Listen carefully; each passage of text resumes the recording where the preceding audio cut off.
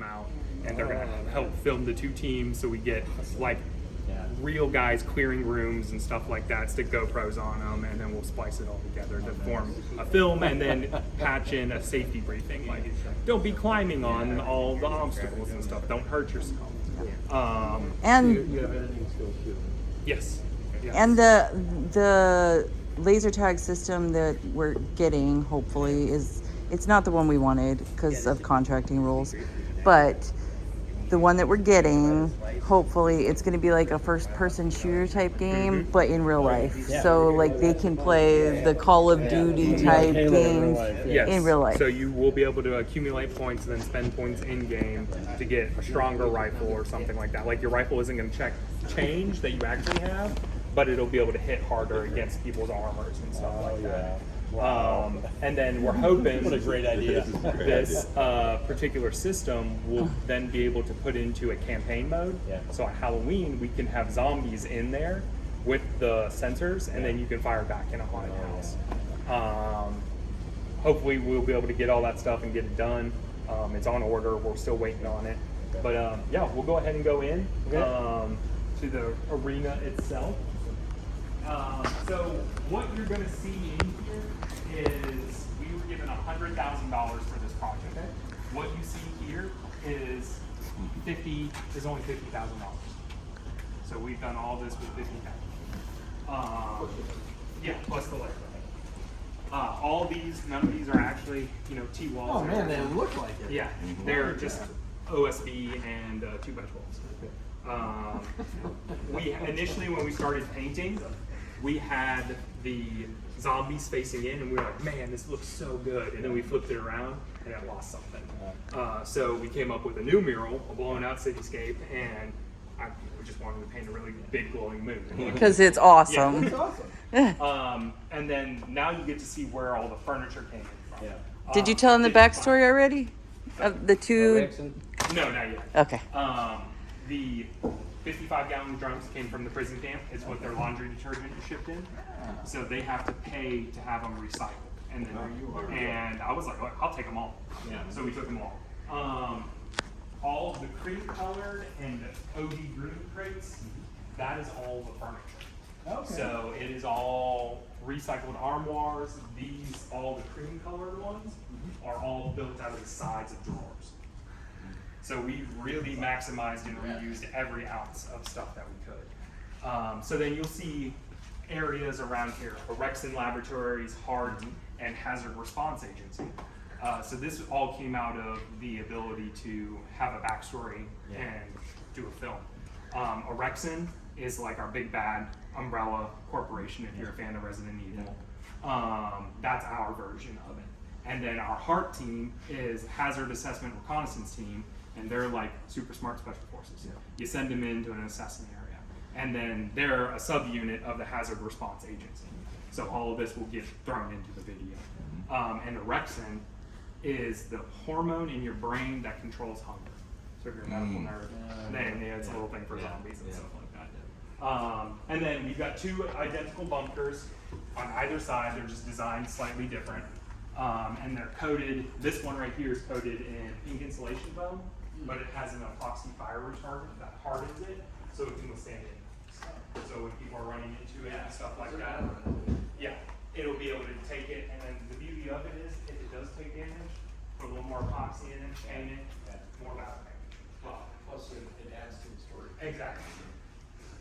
And then as we were building, like, we were like, man, we really need more stuff, so we started building bigger barricades and things like that for people to hang around, hide behind.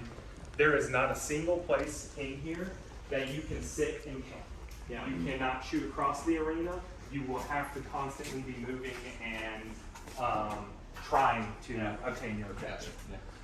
This right here, all these flying buttresses and all the detail work on this little room, all furniture that was reused. This is just going to stay locked. This is a little storage area.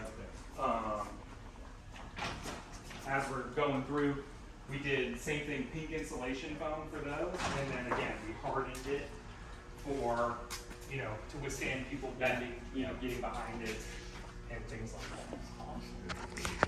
The fencing all came from our old auto hobby.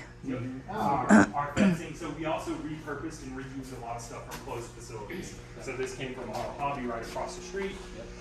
We were like, well, we've got the main power for the building inside here. We can't have people running around that. So we were like, yeah, let's put a fence around it. Solves that problem, but also fits. Yep. Exactly. And the 3D printed zombies. Yes. So we're 3D printing zombies to put behind it as well, like a little storage area. We're also doing, well, we'll get to this in container. All of the textures that you see in here, none of it, like I said, like the concrete walls, all paint work. The rust on all the corrugated metal, all paint. None of it is actually rusted, none of it has sharp edges exposed, so nobody's gonna be able to catch themselves on it. But it really lends to that aesthetic of this post-apocalyptic. Again, found more pallets, use the pallets that they allowed us to use, more fencing that we took from Auto Hobby, and then the sound system. So we have a sound system in here too. Your taggers have your gun noises and stuff like that, but then you should be able to call in airstrikes. So you'll be able to simulate that through the sound system that we have here, as well as playing music. Call in airstrikes. Yeah. Yep. At least that's what we've been told about all these softwares. That like when we say it, like it's like playing Call of Duty, it's like playing Call of Duty. Okay. So it should be a lot of fun. And one of the fun things about the system, even I know the one that we got, at some point we can do, you can get shock bracelets. Ooh. So if you're a fan of Starship Troopers and you ever saw that movie, yeah, I was like, this would be a great like, you know, way for OTS or, you know, a squadron doing a Unite event. Like come out, take your grudge out on each other. Afterwards, it's done and over. Do you have lighting to go along with some of the action that you're talking about? So like the airstrike? Not really. It's definitely something that we can. I'm just curious. Yeah. I mean, I'm not saying to do it or not. Oh no, I would love to do it, honestly. But then we're getting into, you know, epilepsy and stuff like that we have to take into consideration. And then we'll walk over to Tamar's favorite part. It is my favorite part. Is our giant Connex container. And again, either side has TVs on it, and that'll display the scoreboard, so you'll be able to see it. Cool. However, this is not a real Connex container. It sure looks like it. This is built out of all plywood. It's amazing. Another one. So what we're going to do is when we open, it'll stay closed, and this will be like an added feature down the line. As we can get to it. We're going to build 4 stasis pods inside and make this look like a portable laboratory. So it'll be like a main capture point, but there'll be zombies inside of the stasis pods. But yeah, this was a fun little build. Isn't that the coolest thing in the world? I won't know.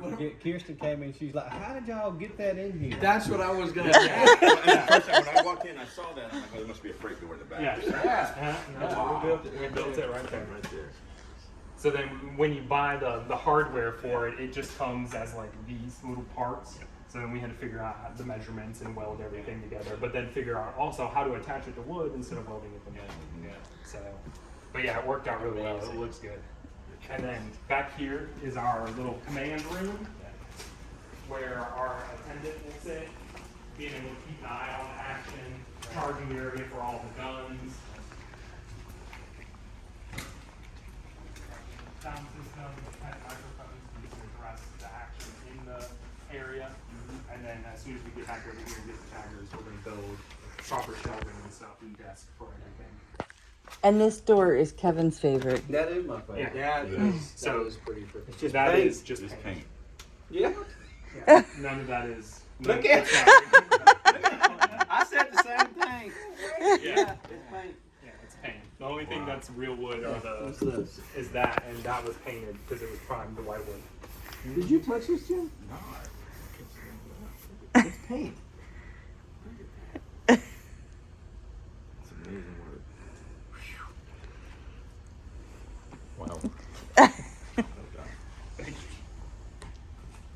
That's what I like to hear. Wow. Yeah. You guys are in the wild business. That's what I what like I to see. hear. When somebody said, wow, Yeah. yeah, we did it.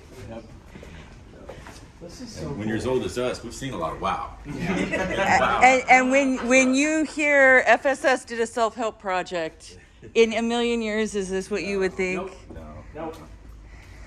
And that's what, and we were really trying to get airmen and people to really invest in coming and help out. But when they heard it's a self-help project,